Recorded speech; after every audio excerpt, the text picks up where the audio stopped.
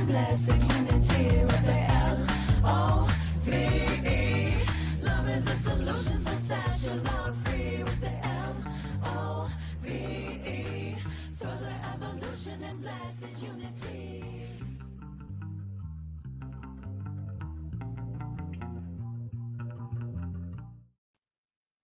Good morning, self-lovers. Welcome back to the Self-Love Show. Here we are.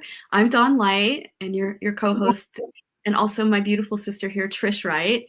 If you're new to the Self-Love Show, welcome. We are so grateful to do this every week for you. And if you don't know, we also have YouTube and a beautiful podcast platform. So go check us out there, Apple, Spotify, all the platforms. There's so many nuggets of goodness and wisdom over the last 2.5 years. And today we have a great topic. I just want to introduce it. Trish is going to teach on it today. And it really has to do with, when it comes to addressing bad behavior from a partner, compassion should be at the core of any response. Your goal when looking at their behavior is to understand why they are behaving this way and not just get angry and resentful. Gah! Why are they so annoying? Let's start by asking, what is the intention behind their behavior and how have I contributed to the current situation? What are my needs in this situation? Is nonviolent communication possible here? And most importantly, how can I respond with compassion and clarity? When compassion and understanding come first, the result will always be healthier than getting stuck in anger and frustration. Although those are great questions, Trish will take us through 5 easy questions to ask yourself before connecting with your partner. And you can always ask yourself this too as a solo process. So, yay! Yay. Thank you for that. You know what I'm often struck by, like we've done a lot of these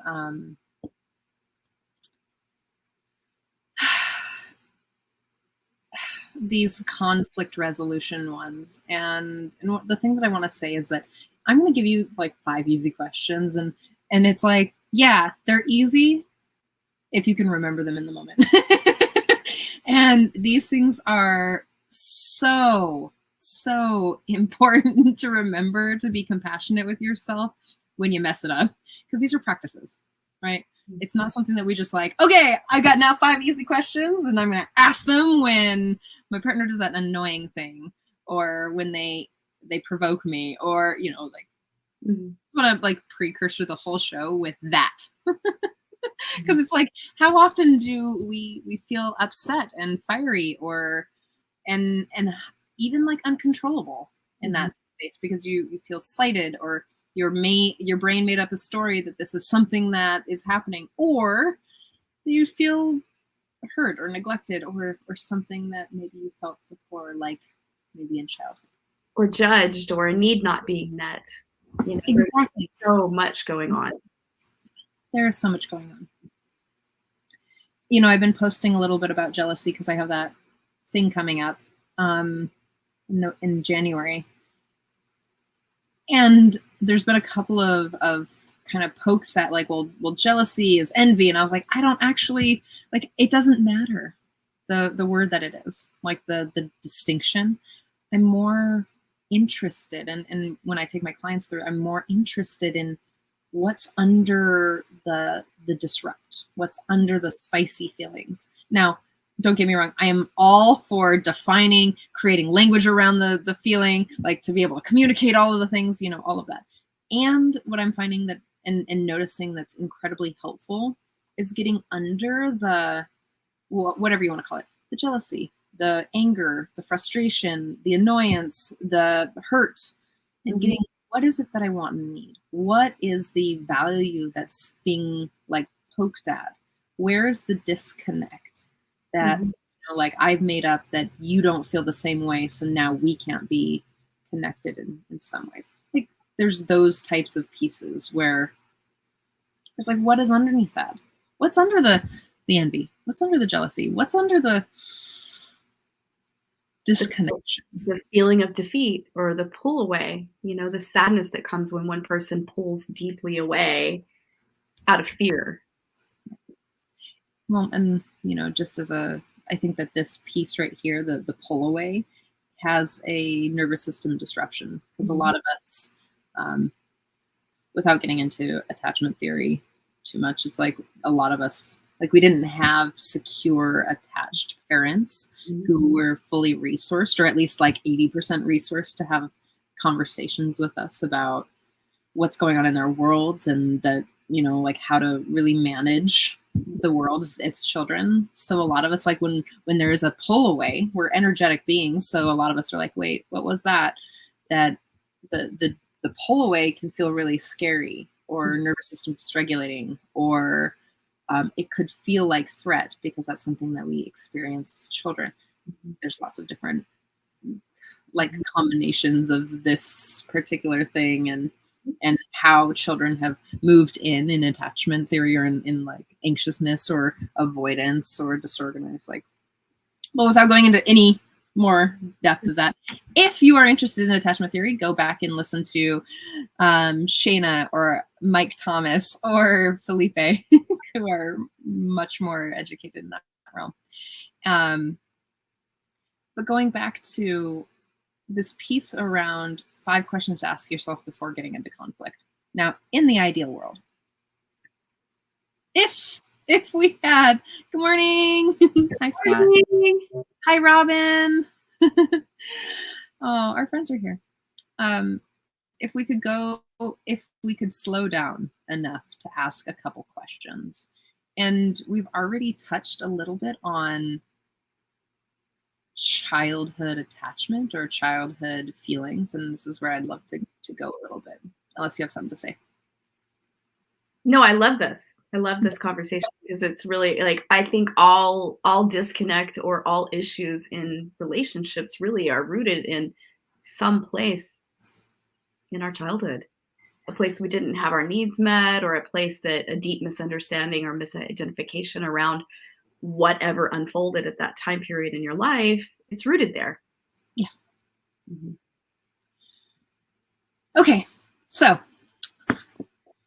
you're right at the brink of getting in an argument with your partner about the stove catching on fire on Christmas. I just heard this story yesterday, which was really cute. And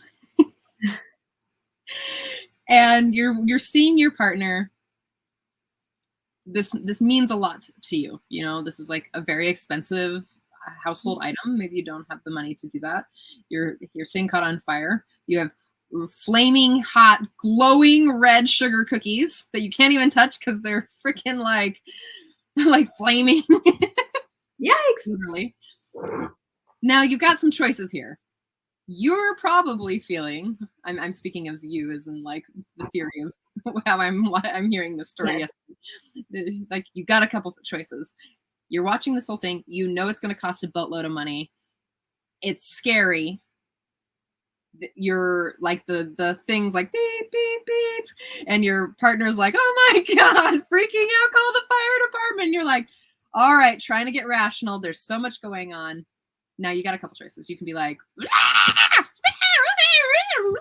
or, and if for anybody who was listening to that on the radio, I was, freaking out. I was having a tantrum, if you can imagine.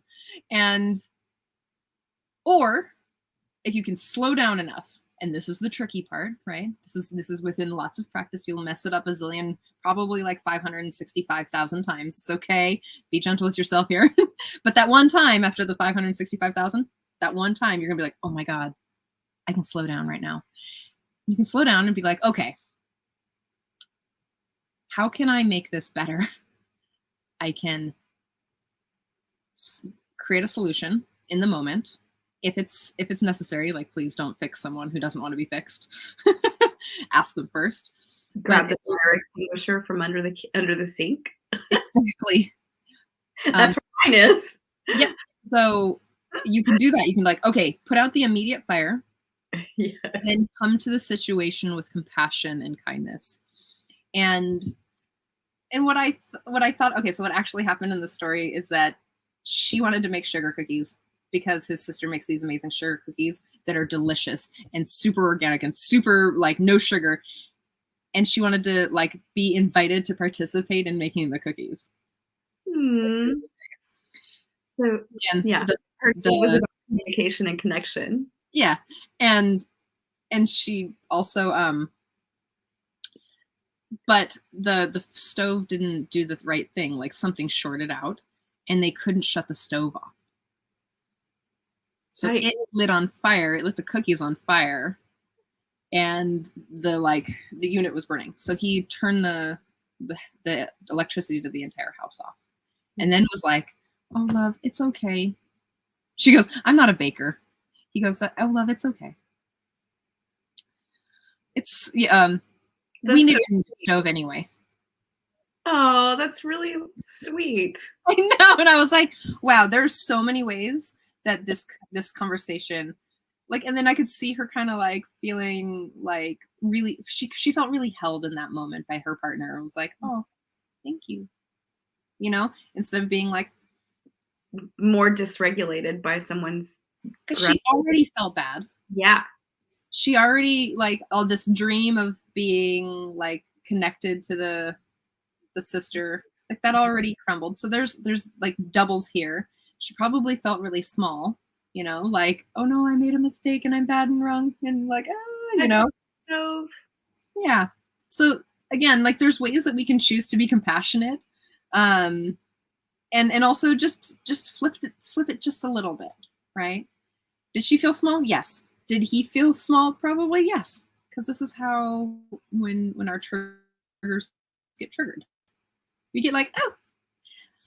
So questions to ask yourself before getting into conflict. This is not the 5 questions, but one of them is like, how can I make the situation better? I know. I don't know if you know, but I have a PhD in how to make it worse than anybody else.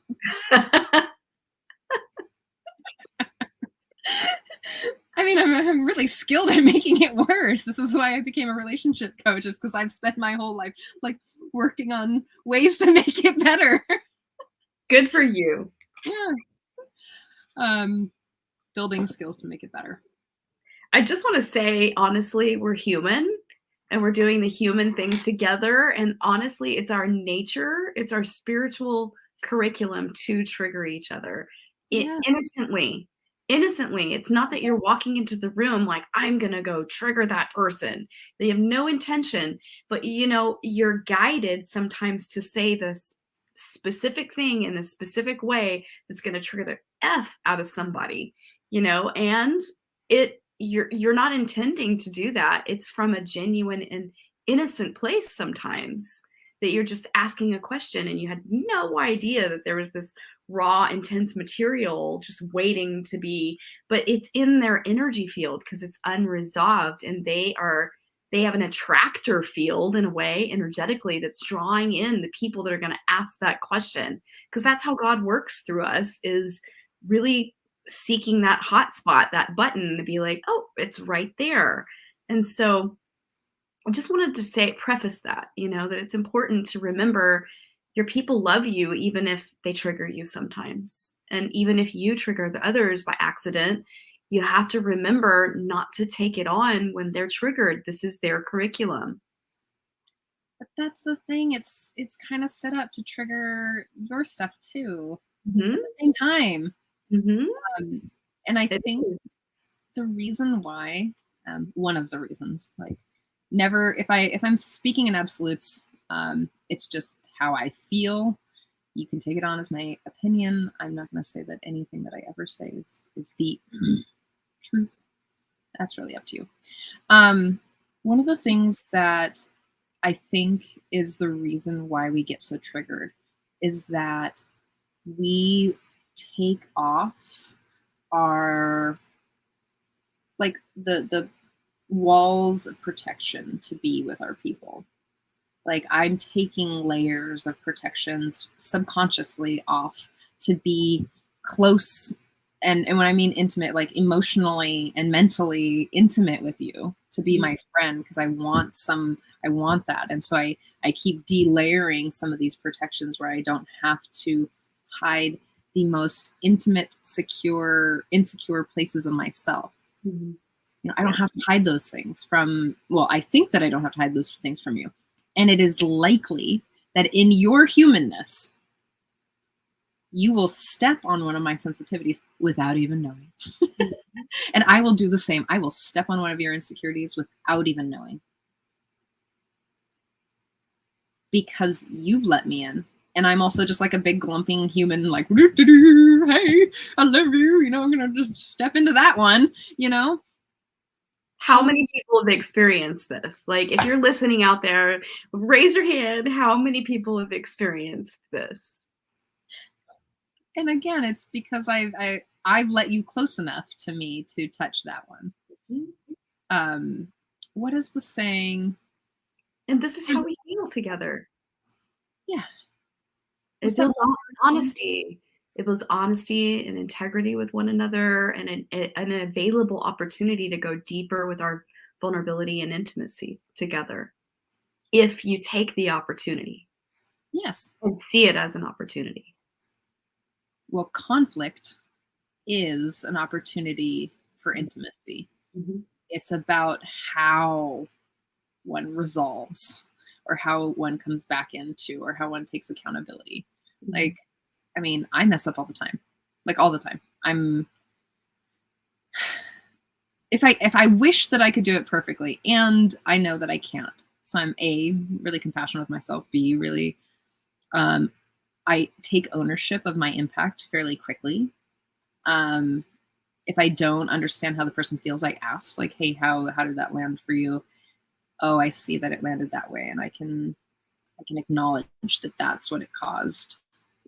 The things that I can do better are this.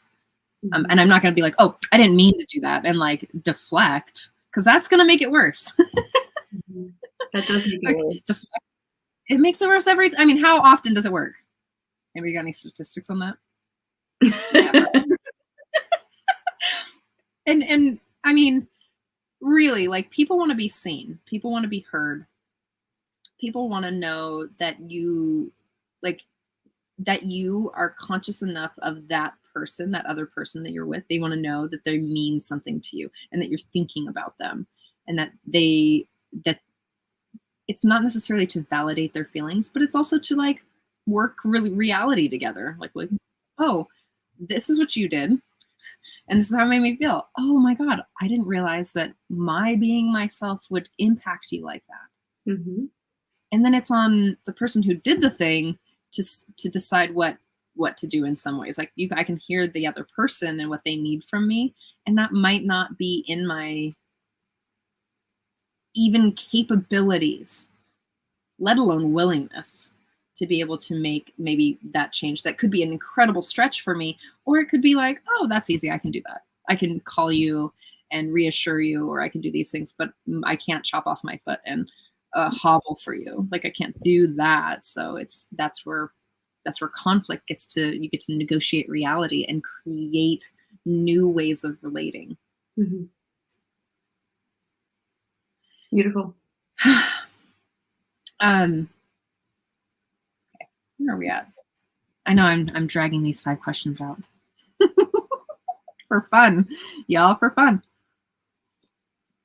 So, because this is such a high point of conflict, and everyone's tired, the time between Thanksgiving and New Year's, I'm not sure what kind of time warp that is. It is something else, and it is often because like the weather has shifted, the time has shifted. It's a weird, introspective, triggery portal of yum, and could be ugh. And so sometimes people can get really sad or upset or frustrated, or who knows what, happy, delighted, ecstatic around these times. And it can be very clashing. Like, lots of conflict can come up.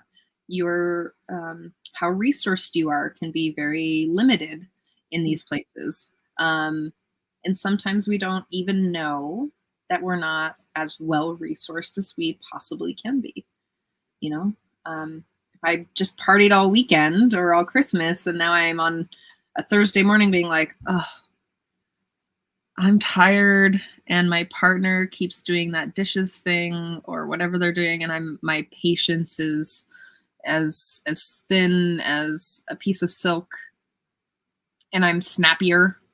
Like, where can I take care of myself? I mean, I have like lots of A's, B's, and C's today. It sounds like you can take care of yourself. You can take some resourcing time. You can take some cuddle space or regulating space together if that's available with them. What's the most honoring choice I can make to take care of myself because I'm dysregulated? Yeah. Even the like recognizing that maybe you're not as well resourced is the step, right? Because sometimes we don't know that we're dysregulated. Like, I'm just really snappy about something that I'm not snappy about, usually. And I'm like, why am I, like, even just the self-awareness or the question of like, why am I being so snappy right now? Or if my partner's like, you're kind of being snappy. Like, oh, I am? What can I do to take care of me? Because obviously there's something there. And then really, the truth is anything that disturbs your peace is something to investigate within yourself. Truth. And take a look at and be curious about. Yeah. I also think of that in the same way as if I'm excessively happy or excited about something. It's like, what is that? What am I making that mean? Just in the sense of, so in the sense of dating, let's go here for a minute. In the sense of dating, you know, I've been looking at some aspects of regulation, like a nervous system regulation when I'm dating, if I were to date. Like, oftentimes when I find myself like over the top excited about someone, I'm questioning sort of what I'm making that mean. I don't know this person. I'm making a story up about how cool they are, and which also sets them up for failure in some ways, but it also sets me up for failure as my nervous system, like it's a dysregulation, because regulation is in, you know, this kind of place. Where can I lean into my stability and be like, oh, I don't know anything about this person, and I'm also finding myself excited in the connection without totally wiping everything else off. I don't know if anybody else has this experience where they're like, I'm so excited about you, and they want to spend all the time, and then they let their practices go, and then they let their life go, and then they, you know, start forgetting about their friends and only focusing on the relationship. Has anyone else done that? Or is it just me? Like a zillion times. I used to do that in the past. Exactly. And I think this is a pretty common place. Before marriage. Yeah. And I think this is a pretty common place where not only are we taught socially that love is this sort of like excessive, I feel like I'm falling off of a cliff feeling that everything needs to just drop away and it's only this like nuclear unit. And so when I'm thinking about these things, it's like, oh, how do I regulate my nervous system to show up in curiosity, in unknowing, in my calm, regulated state? And I'm not saying that, you know, to sort of not allow yourself to be excited. Like, that's not it. But it's the obsessive piece or the limerent piece of like, where you're, it's like, Dawn's my everything. but that's the dysregulation, right? And instead of being like, ooh, Dawn is amazing, and I'm excited about deepening my understanding and connection with her, and I'm so stoked on practicing my self-sourcing while I'm in connection with another, while I'm in, you know, not losing myself or abandoning myself either. Beautiful. Because it can also be a place where conflict comes in, or where dysregulation comes in, or where shortened patience comes in. And you know, this is one of the pieces in polyamory, that the NRE piece, it's called New Relationship Energy, that this NRE piece can just wipe other relationships off the board and cause so much drama. So it's leaning back to think about your own regulation, but also the regulation others and not just one's wants or needs. Because sometimes that's what conflict can be. Is like, I want this one thing, regardless of however you feel about it. Mm-hmm. Mm-hmm. I find when someone has a really strong positionality of making a choice, that can be dysregulating for others, because there's no willingness to work together to create reality. It's just like my way or the highway, and it's a very strong position to hold, and that can create conflict in relationships for sure. It can create conflict. Mm-hmm. Okay. I'm so curious about these questions. So remember that, again, these are all practices. I'm going to tell you them, and you got to practice them while you're, or you get to practice them while you're not dysregulated or you're not frustrated. Practice them on yourself, and these are really, really cool practices. Again, 5 easy questions. You're going to have to like put them into your psyche so that you can access them elsewhere, when you need those. It's a practice. You're going to have to practice them. It's not something, I mean, if you can do it immediately, I want you just text me and tell me how you're doing it, because I have yet to figure that out.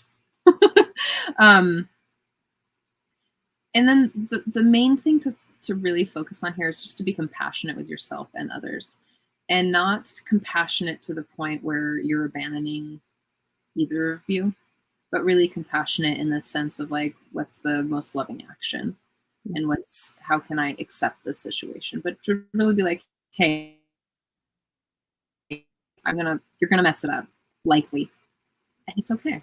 You're a human being doing the human things. Mm-hmm. Okay, so let's talk a little bit about this. Are you ready? Mm-hmm. So the 5 questions before getting into conflict with your partner would sound a little like this. Could they be tired? Cold, tired, hungry. That's always the rule of mothering. Yeah. Could they be hungry? Could they be sad? Might someone have hurt them? Might I have hurt them? Might they need a cuddle? Mm-hmm. Whatever that might look like for them. These are the 5 simple questions that if you can slow down in the conflict enough to ask, could they be tired, hungry, sad? Could they be hurt? Or do they need some regulation? Do they need a cuddle or some connection piece like that? That those types of pieces right there can, if you're thinking about it, right? You're like, oh gosh, I'm sitting here, my partner's being this way, and they're wanting to fight. Could they be tired? Could they be hungry? Could they be sad? Do they need a cuddle? Could they be feeling hurt? Which is the truth, really, because underneath anger is always sadness, deep. Yeah. They might not know it and might not be able to access it, but there's something deeper underneath the anger. Mm-hmm. And that right there is like, these questions are questions of compassion, right? Mm-hmm. Now, you're not making up a story like, oh yeah, but it's like, hey, did they have a heavy thing in their work this week? Did they have like some heavy review and now they're all feeling some sort of way about it? Mm-hmm. Can I show up more compassionately? Can I expand my resilience and my patience about it? Mm-hmm. Like, oh, are they hungry? If my partner has ADHD and forgets to eat all the time and it's like 4 o'clock, hey, have you eaten today? Mm-hmm. I don't know. I can't remember. Oh, great. Let's go out to dinner. Wow. How many issues would that just, wow, they didn't get a lot of sleep last night. And I know, because I was up all night with them. I'm feeling dysregulated about it. I'm, low resourced. They've got to be low resourced on top of whatever they were stressing about. How can I just be like, hey, do you want to cuddle? Do you want food? Is there something that I can do? Can I just listen? Mm-hmm. I find that often also, when I add a little something to this too, when you notice someone is really off, or you feel into their feeling tone and acknowledge what emotion is there or what the feeling is, and say it. Say, I'm sensing that this is up. Is that true or accurate for you? I find that that really is a very helpful way into the reality of what's going on inside for them, and when you can name it, then they feel seen and heard because you're curious, you're paying attention, you're not pushing your agenda, you're not trying to continue whatever you needed to say in the moment, just drop it all. And it's not the time. They're obviously in a state of dysregulation. So it's time to just tune in and acknowledge, wow, I really hear your sadness. Or, wow, I really want to acknowledge that I heard you say X, Y, and Z, or I'm not feeling well, or I'm upset because dot, dot, dot, and just be present with what they're upset because is and hear it. Because underneath the I'm upset because is an opportunity to reframe it, to rewrite it, to understand it. Because sometimes they don't even know how big it is because it's this blown up kind of mountain of emotion. And they need to kind of sort through it to get to the truth of what is and be with themselves around the opportunity inside. Exactly. It's also to not take it personally, right? And this is like the one challenge in the world. It's like, don't take someone else's stuff personally, especially when you're maybe a piece in the conflict or it impacts you. This literally happened to me over Christmas. I had some friends over, and it was a great experience. We had a great experience, but there was one of these people got really, really triggered not by me, by some other conversation, some other situation having nothing to do with me in the moment. But I had gone into my garage to look for something, and I was actively in a process of looking, and they came in and they wanted my consult, and they wanted for me to stop what I was doing and hear them. And I did that. I stopped everything I was doing and I just was present with them. And then I led them into the house, into a private space to actually just sit down with them and hold space and listen. And I just dropped everything I was doing for that moment. It only took, because I did that, it shortened the engagement, and immediately they were able to drop in to a deeper place and be present with what the root was, because I just guided them right down into the root of what it was, and took their focus off of the other person and how that other person was causing their upset, and helped lead them back to the upset lives inside you. Yes. I love that piece around, hey, I noticed something's off. And acknowledging, so I love that you said that, because the thing that I say is hey, something's off here. I'm not really sure what it is. The story that I'm telling myself is this. Is that true? And acknowledging that, we're energetic beings, right? And we notice, our brains are literally wired to notice patterning. Mm-hmm. Unfortunately, human beings can be totally they can have their rhythm, do the same thing over and over again. And sometimes they can just be totally random. And that feels normal and natural to them. But we're oh my God, what did you do? That was different. So it's even checking your reality. That's what I like to call it. Hey, is this real? Did this change? Or am I, this person could be rah, rah, rah, no, I'm just resonant. Okay. Well, I'm feeling some sort of way about it. And if something does come up in the future, please let me know. Again, it's slowing down enough to just be able to ask more questions, to be curious, right? Like what Dawn said. It's asking more questions, leaning in. And oftentimes when people who are upset can be heard and seen, and have someone take the time, the full presence, man, the gift of full presence can absolutely shift things like lickety split. Mm-hmm. And it's there that oftentimes we're trying to rush through the discomfort, but really being able to have the capacity, or even cultivate the capacity, to be in discomfort is going to radically shift your experience in your relationships. It's radically shifted mine. Oh. And remember, there is no need to fix. Yes. There is no need to fix. Just be with. Yes. Be with it, even if their situation doesn't get resolved in that moment, the fact that you're being with their deeper emotion and what the upset is about or the dysregulated emotional state is about is really the opportunity at hand for them, because or yourself in the moment when you're experiencing it, because the truth is it's going to be resolved. You're on your way to a breakthrough. You're in the heart of the breakthrough possibly, and just being with is enough. And that lets the other person know, wow, you really, I feel you're loving. I feel you're caring. Yes. That changes a lot. It changes everything. And there's places like, I feel like this needs to be brought up. We're talking about people who are not acting maliciously. We're talking about people who are not forcing to get their way. You know, like we're not talking about some sort of like the extreme of sort of manipulations and conflict and like those types of things. This is like in relationships where you're wanting to build connection. Like there, I hope that there's an understanding of the distinction between sort of like abusive behavior and people who want to like move through conflict together. Yeah. Thank you. 5 questions.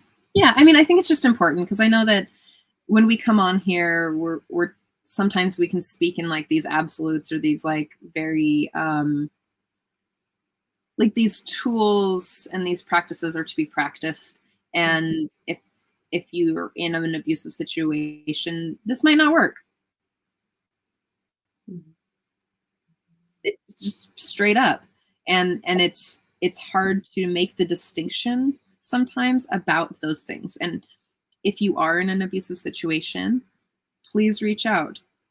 I'm sure Dawn and I can help you find the resources that you need to either get out of that situation or help deal with it, both emotionally and financially. And, you know, that goes with if you're feeling suicidal or sad, like we can help you find the resources that you need to really support you. And the only reason I bring these things up is that there's distinctions about people's capacities and understandings and willingness to grow. And this is a very heavy time for some of us that we don't know what to do. And maybe we feel really alone in our situations. If you feel really alone, reach out. You don't have to do this alone. We can all do it together. This is where the best healing happens, is in community. And if you've been following us or watching us for a long time, this is where we get to go. It's like, hey, you don't have to do this alone. Now, the practice of coming back, you know, questions to ask yourself before getting into conflict with your partner or with your friends, you know, or with your family members. It's like, okay, you know, because was it last week? I think it was last week that we spoke on how to get through the holidays. And again, this also comes in like, that was a great show. By the way, I loved what we were sharing there. Again, maybe you were successful at using some tools and maybe you weren't. It's okay. Be compassionate with yourself and the other people involved. How can you how can you be compassionate about the situation and not point fingers as one? But it's also like, hey, these things can be so triggery. What is it that you need? What did you need in that moment? What did you want in that moment? What did the other person want in that moment and need in that moment? And to come back to even asking those questions in retrospective, could they have been, what were they trying to get at? So, for example, I didn't go home. I'm going to make up a story. Let's say my family and I are having conflict around politics because this is up in the world right now, right?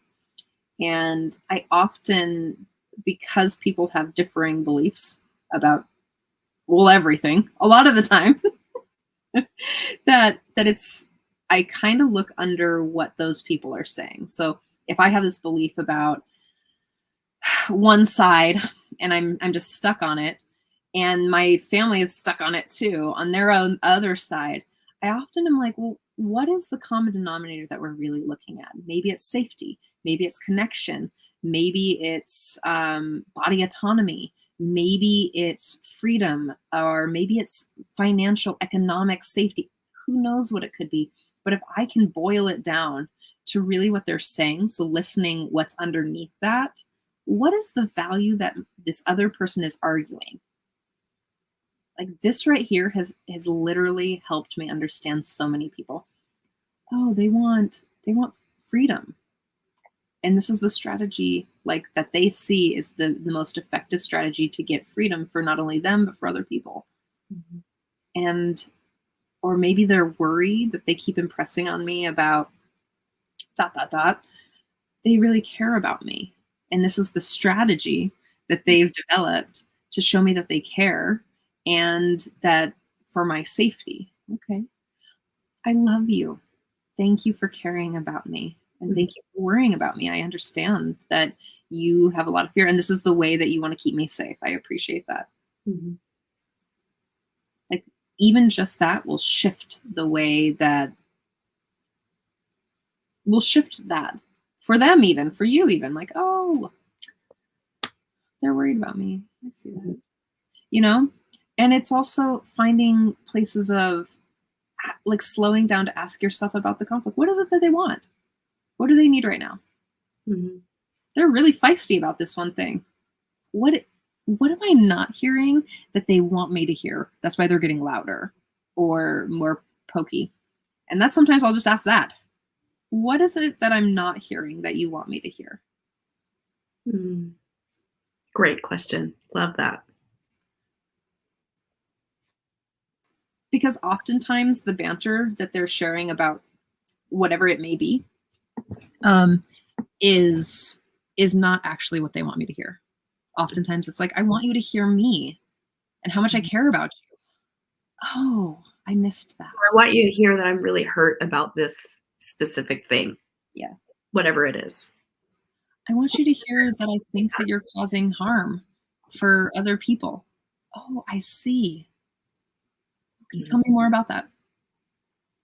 Because you don't know, you know, maybe they're afraid for children or for people overseas, or maybe they care so much about, and it's a want, need, or value that they want you to see and need generally. It's not that they want to be right, and maybe they do want to be right, because we're taught that being right means that you're safe. And maybe they don't have the skills to utilize these tools like you do. Again, it's finding compassion for yourself, doing no harm, but taking no baloney. Mm-hmm. I also want to bring in the two things that really help just bring connection, period, is if you can remember to always see through the eyes of love, see the love, see the loving essence in another, and also hear with the compassion of your heart, hear with the ear of your heart. And if you attune in that way and remember that they are you in a sense, we're sharing in loving essence. There is no separation. You can let go of, you know, identifying with the ego and like their personality and kind of attune deeper to them. That way you can find the compassion and the connection, and you're relishing in that vibrational state together, and that brings you closer versus just identifying with, you know, their thoughts, behaviors, feelings, actions, because we're greater than that. Our energy, our presence, our God manifested miraculous presence in the now is greater than the ego. Truth. It also takes a lot of slowing down to even be there. Mm-hmm. And I know that, again, I'm going to just kind of drill this in because it's, again, these are practices. You've got to practice them. You've got to practice them when you're not triggered. You've got to practice them when you are triggered. You've got to practice them when you're on yourself and with other people, because that's how we change the habituated brain. Mhm. One of the things that I think we talked about this a lot years ago, is that one of the things that really frustrated me is that just becoming aware of what I needed to make change didn't change the thing. That I actually am in habit of either saying it or thinking of it, or my physical habits, that you have to actually kind of hack those. You have to consistently make change. And so for some of you who are neurodiverse, that right there can be really hard to create a new habit. For me, who has ADHD, like sometimes habits, I'll be like on a habit, a new habit, and then all of a sudden I'll just wake up one day and be like, oh my God, I have not done that for 4 days. And be like, what happened? Like, why did it just like flee out of my brain? I was like, what happened? It was like a butterfly, just like, doo, doo, doo, doo. And so in that place, it's I get to practice this again. I just get to come back. And then there's no shame, or we don't need to get into the shame or guilt thing, because that is just going to keep it further away from potential new habit. It's like, oh, pick it up again. It's like your favorite toy, right? Or some hobby. It's like, oh, whenever I'm inspired to do this. Remember the show that we did that was Inspired Living is Inspired Loving? Mm-hmm. I loved that. Mm-hmm. And not saying, and that's kind of a privileged thing to say. It's like, oh, we get to live inspired lives, but also finding the inspiration in the day or in the moment, and being grateful for the little things. Like growing up pretty poor, you had to find the juice in the day. Like, oh, what can I be grateful for? Mm-hmm. What little bit inspired me today? And you can also retrain your brain to seek inspiration. Mm-hmm. Not as in like grasping for novelty and nostalgia, but really seeking in the moments of inspiration. Like, oh my God, I get to work with Dawn today. Even though I've worked with her a zillion Thursdays in a row, I'm like, oh, I get to see my friend. Or, wow, this coffee today is inspirational. Oh my God, hot water. Yes. Right? Like the shower is so inspiring. Shower, every day I never take a freaking hot shower for granted, ever. I'm so beyond grateful to have hot water. Like the simple things, right? It's just like seeking pleasure in the simplest things, like, oh, my yummy cup of tea, and the blessing of like each connection you have in your life. I mean, I've been living by this golden rule my whole life, and I'm so grateful that my mother taught me this, but it was always a conversation in our household growing up, is to count our blessings. And I feel that I live my life that way. Even though, yes, I still have hard things I'm dealing with. Like, I'm human. We're humaning together, making it through, we're traversing the universe 2022 into 2023. Here we go. Here we grow. And it's the golden rule. Live by counting your blessings. There's so many spiritual blessings unfolding in each person's life. Even if you're going through the dark night of the soul or a really challenging curriculum, maybe Pluto's been traversing your astrological terrain for the last 12 years, like me, I'm a Capricorn. It's been heavy and challenging, and it's been deeply transformational. And it's interesting, like, instead of shaming, wronging, and pushing against and resisting the difficult in your life, what if you started thanking God for it? What if you said, you know what, this is so challenging. Thank you. Thank you for the learning here. Thank you for the opportunity in this. And thank you for giving me this spiritual knowing and insight to navigate these waters. Even though I don't know what it is yet, even though I'm not through it yet, even though this isn't complete yet, this pattern or this difficulty or this problem or this issue, thank you, Spirit, for the learning here. That has changed my life. And that's a very simple practice, right? Mm-hmm. Practiced it. It's a day by day. Like, it helps me meet conflict, problems, issues, stuck energy, unresolved things with more compassion towards myself and what's going on, and the knowing that the solution is coming because I'm present with it and I'm not pushing against it to like ignore it, you know, or do everything to kind of like, ugh, it's too difficult. I won't, you know, and like the self-defeating conversation that can go along with this is never going to change. I'm never going to figure it out. Like all that stuff that can go along with when you're in a conflict or a difficult circumstance, right? It's just the knowing of like, Spirit's got this. This is for me. This is for me. How miraculous that is. That whole way, it opens the doorway to possibility, to insight, to miracles, to the knowing of, oh, I just got it. I got the download around what this really is for me. And now I can take the steps. And this, like what I love about, you can be grateful and still hate it. You can absolutely still hate it and have your emotions around it and give yourself space to like rage, get angry, bite the pillow, freeform, write it out, you know, whatever it is. Yeah. Literally, sometimes I scribble hard on the paper just to get the emotional frustration out. Because you don't even need to reread it, you can burn it. Well, so that's, all of this is not to say to be like, oh, like just put a little gratitude on it and like that. No, it's not that. It's, you know, how many times have you had a breakup and it felt like for months you were just like, what in the F is going on here?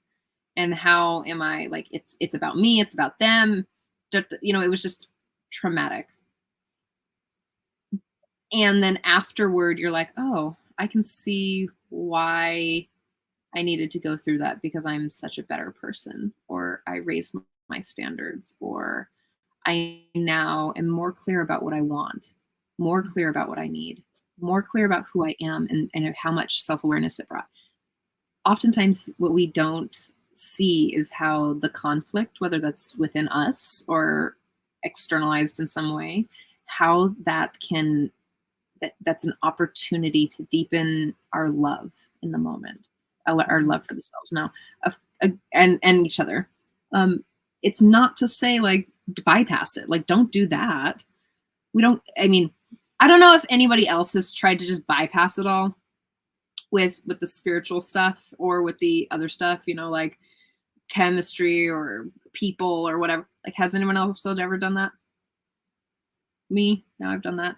You know, and so that's the thing, is like, we get to choose that. It's like, okay, I'm going to choose to be in my grief.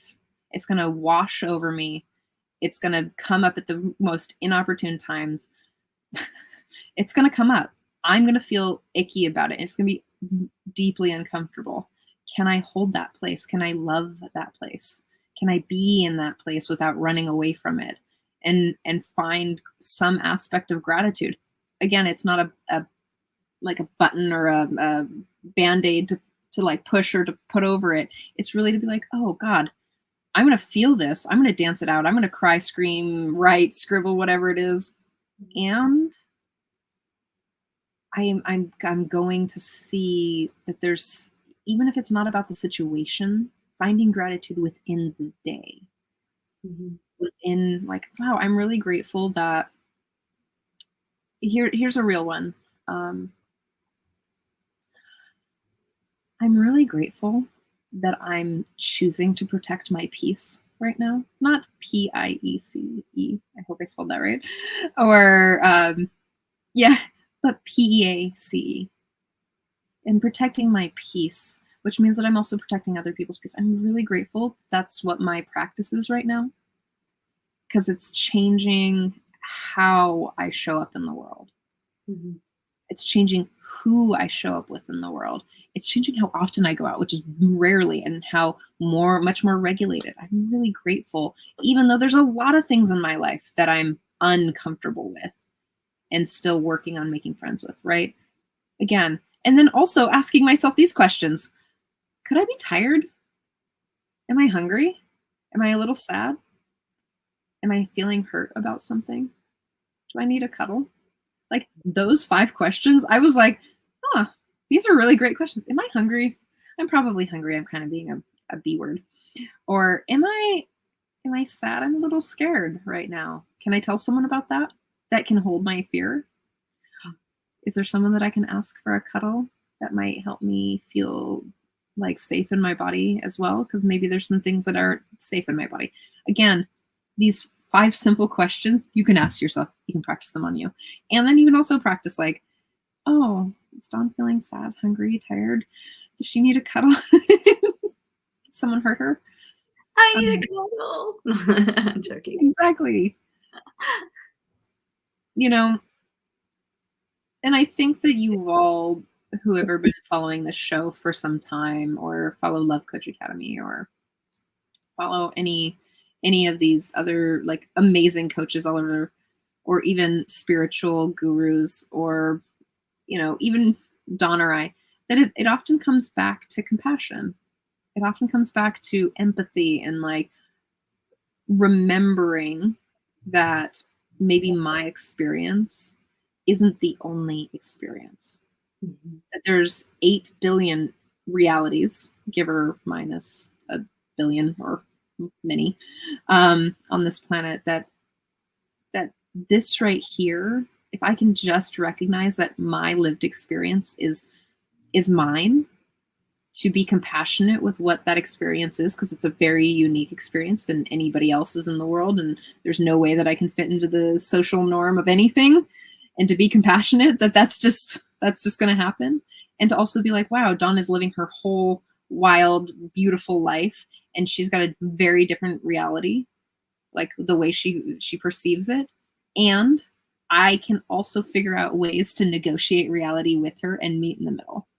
Or maybe it's, someone I'm having conflict with, or someone that, I feel really connected to or not connected to, is like, how can I extend my perception enough to recognize that that person is having a whole other experience, and we're really doing our best to find connection in like 2 different puzzle pieces trying to match together. Again, it's about compassion. And these 5 questions are really just to they're easy questions to get back into that as quickly as possible. It takes slowing down. It takes being grateful. It takes forgiveness and gentleness and okay with stumbling through. Mhm. Yeah. Mhm. End rant.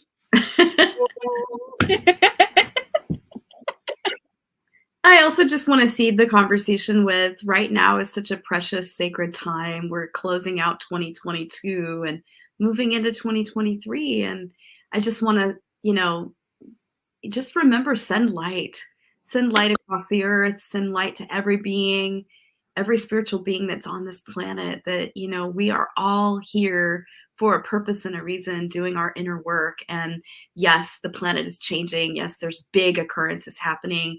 Yes, there's big shifts taking place on the planet right now. And it's an opportunity to really radiate your love bigger than ever. And, give yourself permission to do that. And for the ones you love and the people you don't know, this is a sacred time to just really plant those seeds of light and truth for you. And really, I invite you into a conversation of just sitting with yourself and writing your what's to come for you in this next time. What do you want out of your life, and what do you want that's like the greater momentum? Like take like choose to lean into, what if I could create an upward spiritual draft in my life? What would that look like? And plan it out. Like, if I could just live the best life possible in relationships, in, your career, and all the areas of your life, this is the time to plant those seeds and just really attune to spirit and ask spirit to give you the guidance around those things, and create that spiritual upward movement within your writing or in your visioning. Give it your all. Go for it. because that's a lot of times this is like the time to be doing that with the new year. I love that. Mm-hmm. Thank you all so much for showing up this week. I know that this weird week between Christmas and New Year's is always some sort of portal, rabbit hole, pause button. I hope you're taking really good care of yourself and making sweet, self-honoring choices that honor you and all those people in your life that you love and don't. And we will be back in the new year with a bunch of really amazing new guests. And we're really excited about who's coming up and coming in. More of us, you'll hear more of our teachings as well as other people's, and we love you. We do. We love you and appreciate you. And thank you for tuning in so often with us and going to all our other platforms as well. We're so thankful. So thankful for your presence, and so thankful for the wide umbrella of self-love and the discovery of the wisdom and the learning that takes place with the greater capacity to love ourselves, love the loved ones in our lives. It makes our lives better when we choose loving. So again, if you'd like to find us anywhere, you're welcome to find us on YouTube or Spotify or any of the other platforms. Here's the Spotify link if you want it, and I'll send in the YouTube link. And I want to say a special thank you to Love Coach Academy, Scott Thomas, Sign Network, Global Peace Tribe, and as always, our amazing virtual assistants who make all of this possible right now, so that Dawn and I can see them as well. So have a lovely holiday, and we'll see you next week. Happy New Year to everyone.